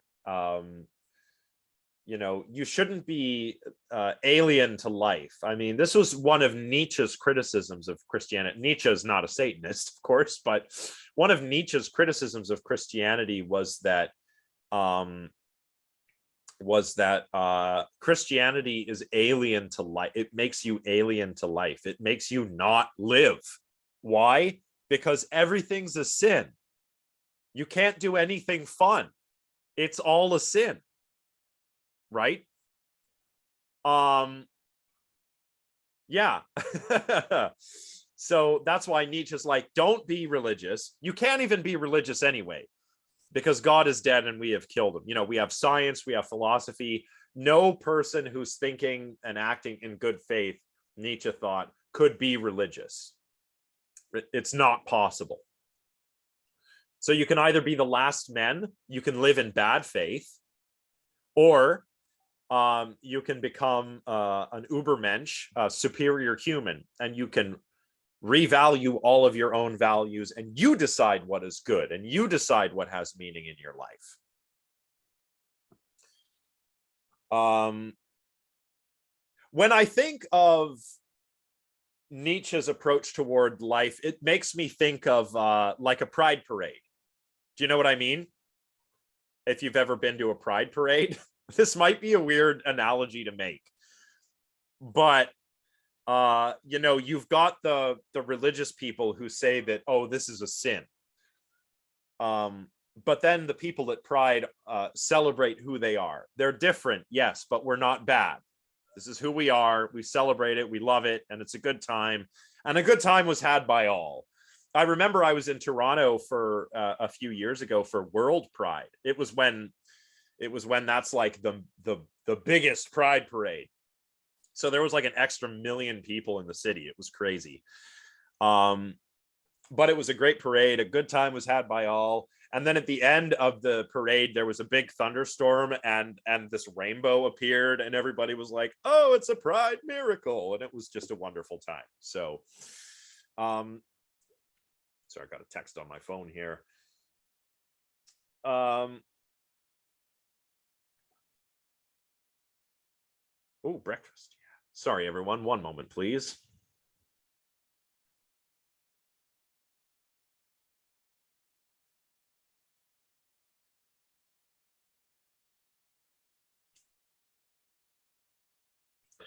Let's get back to this comment. I know some of you have already responded to it, but I would like to respond. How the heck were Adam and Eve supposed to make the choice not to eat the fruit when they didn't? Yes, exactly. And this is why this is an allegory. It is not supposed to be a literal story, right? There never was a garden, and there never was an Adam and Eve. It's an allegory, like Plato's cave. It's an allegory about knowledge. You get knowledge, and then once you know things, I mean, ignorance is bliss, basically, is the story of the Garden of Eden. But once they knew the knowledge of good and evil, well, that's when they felt shame. Because before they were naked and they felt no shame. Then now that they know about good and evil, now they know about shame. And they're like, oh no, we're naked, right? Yeah. But yeah, I mean, the Garden of Eden is an allegory, right? It's meant to tell us something true about the human condition using a fictional scenario, using a story.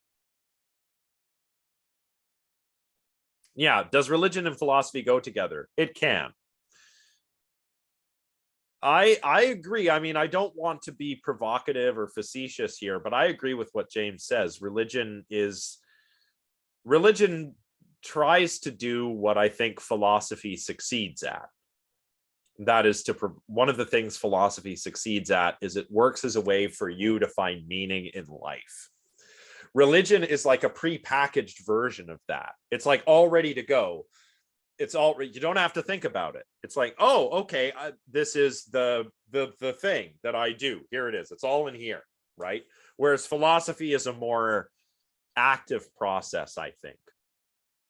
And I know that people get together for Bible studies and people read stuff and debate it. I know that happens, but philosophy does it to a much more rigorous standard of truth than does religion. And again, I'm not trying to be facetious. I'm not trying to badmouth religion here. I'm just saying that answers that satisfy theologians will not satisfy most philosophers. That's just how it is. Can philosophy complement faith instead of organized religion? That's a good question. I suppose it could. It certainly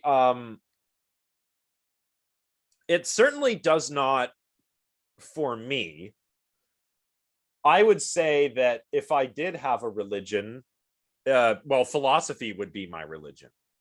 Just doing philosophy. That's how I work out what I believe and what I think is right and wrong. And so for me, philosophy is religion, but it's not a faith thing because I use reason. I don't use faith. I use reason. But I suppose for some religious people, philosophy informs their thinking.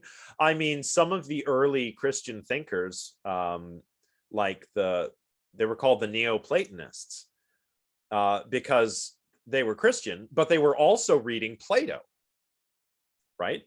Thomas Aquinas, the scholastic philosopher, was really into Aristotle. He called him the philosopher. That was the only person that mattered. Forget all those other philosophers. There's just the philosopher, and it's Aristotle. You know, so absolutely, religion and philosophy can complement one another. But for me personally, if philosophy serves as something like a religion, it's not a faith thing for me. But for some people, it is. I would say. And yeah, you're right. I know some pretty logical religious people. I have a friend who's a computer programmer who can kick my butt at chess every time. I've still never beaten him, and he's a Christian. And it works for him because Christianity is like a logical system. If you want to think of it that way, it can be that, right? Yeah. Tabitha, that's good. That's a good point. It's when you have a doctrine or a dogma where they kind of clash, because the whole point of philosophy is to be critical of things, to question everything. But you're not, if you're, say, the Catholic Church, there's dogma, there's doctrine, there's like, this is orthodox belief. If you don't believe this, you're doing it wrong, right? So a philosopher is going to have a tricky time with that.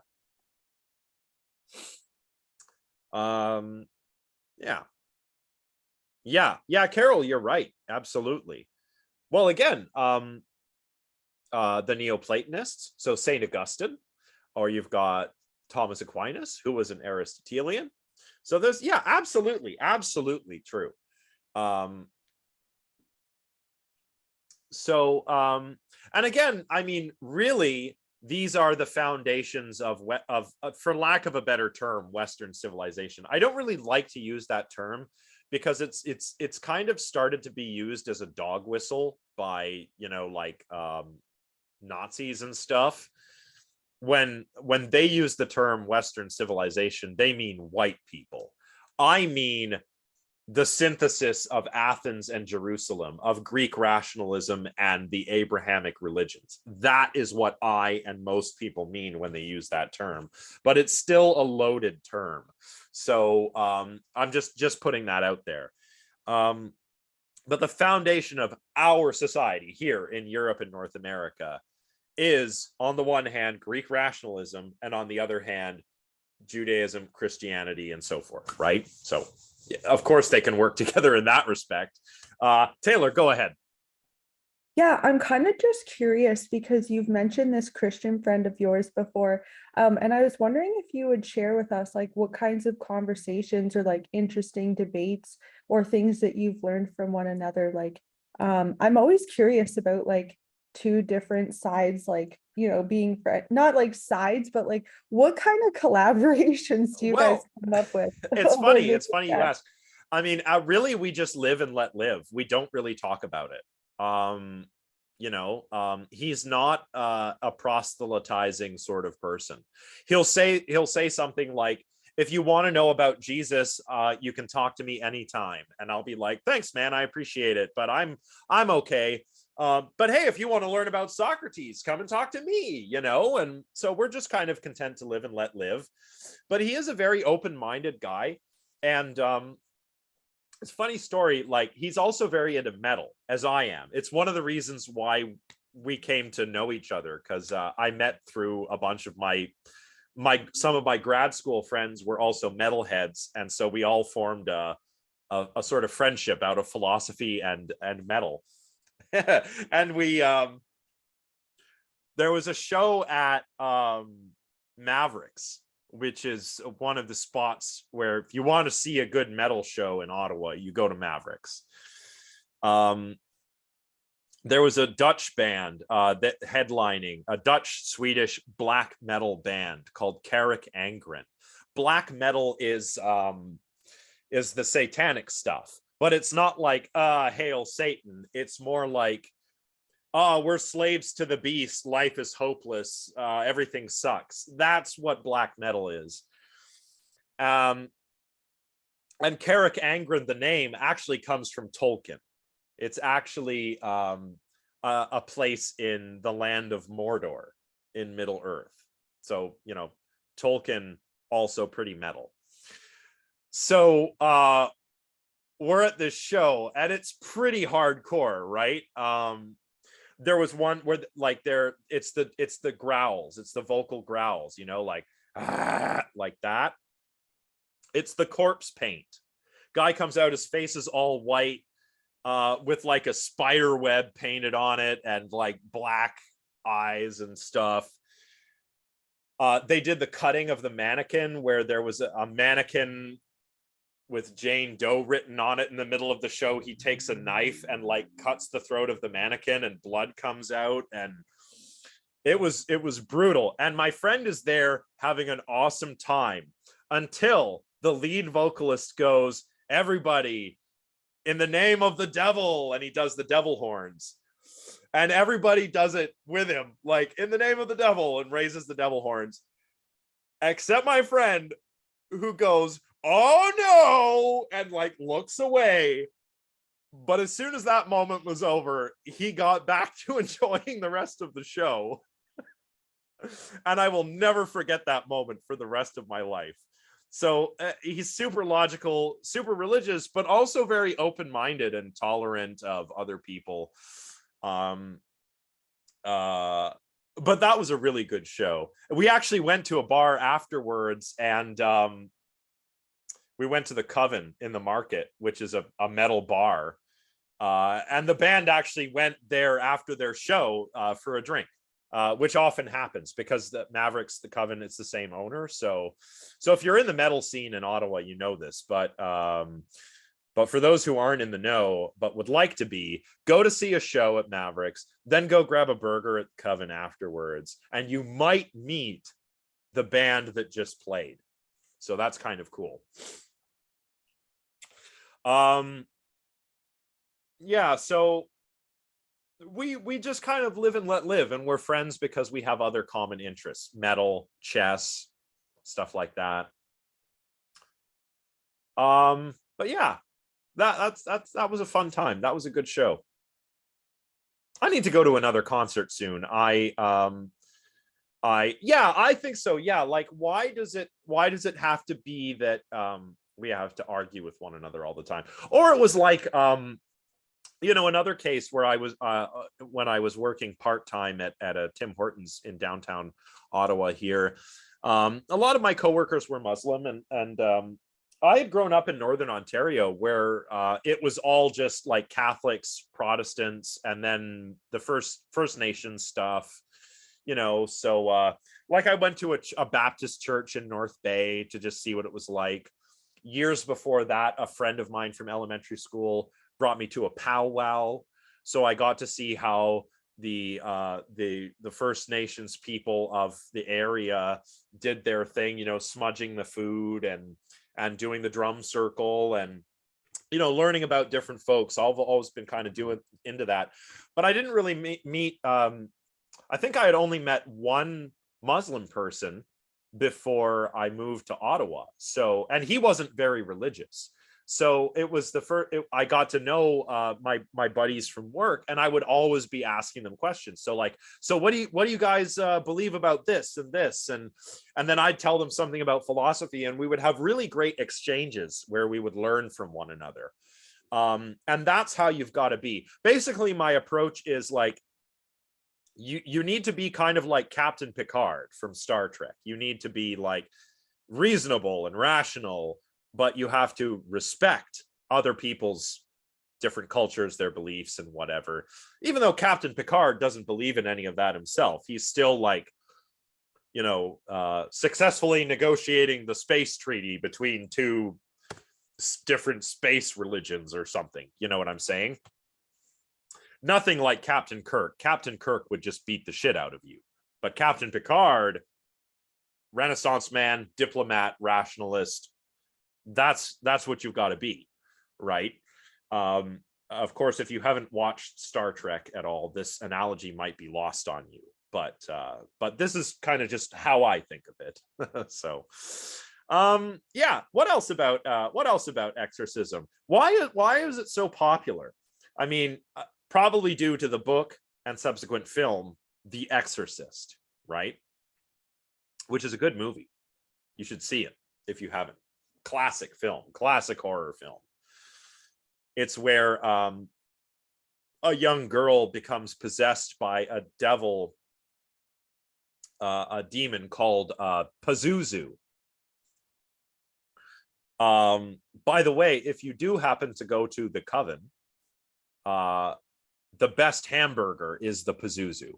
Yeah, it's got It's got jalapeno peppers and pepperoni, so it's really hot and spicy, like it came from hell, I suppose. But Pazuzu is a demon who possesses this young girl, Reagan, and they have to get the priests to exorcise the devil from her. And that's basically the movie. Yeah, the first 3 Paranormal Activity films, I haven't seen those, but I imagine that, you know, similar idea.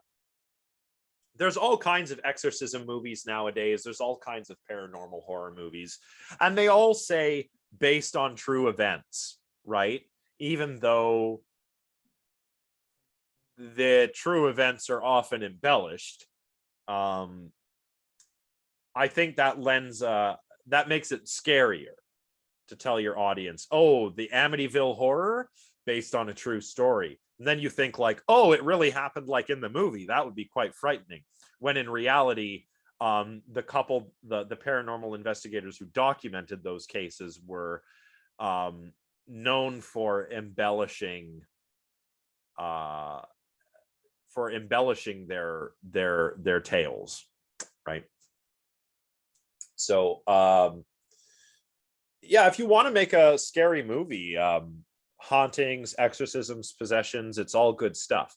And I think ultimately it all goes back to our old animistic tendencies, our old Stone Age brains once again, right? Before we understood that mental illness is a result perhaps of a combination of genetics and environment. For example, you have genetic predispositions to behave in certain ways, and then if some traumatic event happens, that can initiate a mental illness, like, for example, depression or PTSD. And, you know, that's how we understand it now. But we used to think that these were literally spirits doing this. I mean, that's straight up animism, right? Yeah, it's all our Stone Age brain. It all goes back to the same kinds of things that Freud and Jentsch were talking about in those papers that we started the class with. So, anything else before we wrap up?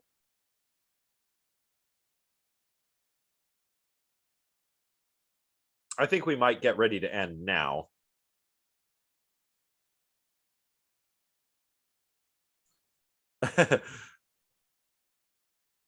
Jentsch, yeah.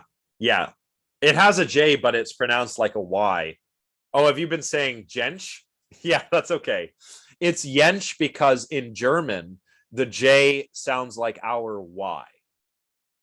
In fact, in most Germanic language, I think in all of the Germanic languages besides English, their J's are more like a Y.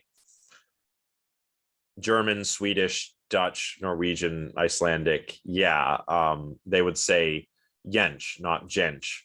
My name might be mispronounced as Josh. Yeah, Fjord. See, it's Fjord, not Fjord. I remember. I was getting all excited for the big boxing match between Eddie Hall and Hafthor Bjornsson. Eddie Hall is a strong man. Bjornsson is a strong man. Bjornsson played the Mountain in Game of Thrones for the last couple of seasons. He's a big friggin' tall guy, like a giant guy. It's like 6'9" or something. He's huge. And they were going to fight. They had some rivalry, so they were going to fight. And his name is Hafthor Bjornsson. And Eddie Hall would always say Hafthor Bjornsson, like in the lead up to the fight. I think probably just to mess with him, like, you know, you get in the other's head. So yeah, oh, like I'm gonna fight Hafthor Bjornsson, like. So yeah, in English the J's are like a J, but in other Germanic languages they're more like a Y.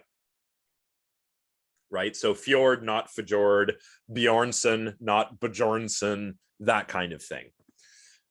So same with Jentsch, Ernst Jentsch. Or even think of the Ouija board. We say Ouija, but it comes from we and ja, yes in French and yes in German, right? Like that. So yeah, another interesting little tidbit for all of you. I cannot think of anything else to cover today.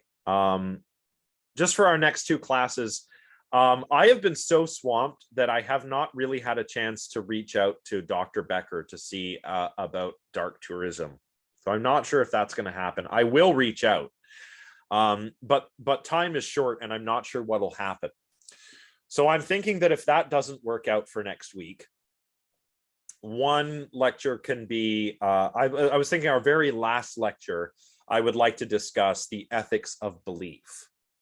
Is it okay to believe in things without evidence? And if so, when is it okay and why? And I'll have to come up with something else for the other lecture, but I'll think of something. But if any of you have suggestions, please place them in the Discord server. Oh, Jack, that's great. That'll be a great topic. Yeah, the ethics of belief. Yeah, we'll talk about William Clifford and William James if we do that. The quiz will be everything up until this lecture, because the quiz is going to take place next week. So it'll be everything up until this lecture. Will be fair game on the quiz. Oh, excuse me. Oh, that's good. Yeah, good stuff. And it sounds like a lot of you are also in other classes that deal with similar themes, classes on witchcraft and so forth, or on madness. Feel free to draw on what you learn in those courses and bring that to bear on your paper for this course. Make sure you've cited everything correctly, of course. But yeah, if some of what you're learning in another class can inform what you want to write in your essay in this class, I think that's great. All right, good. So then maybe it'll be a really good idea to end with the ethics of belief. No, it's all going to be multiple choice. It's going to be very simple. So yeah, it's going to be about just to sort of keep you cognizant of the key terms and concepts that we've learned. There isn't really a rubric. I don't use rubrics. However, with the instructions that I've given in the video I shared, think of that as your rubric, as your guide.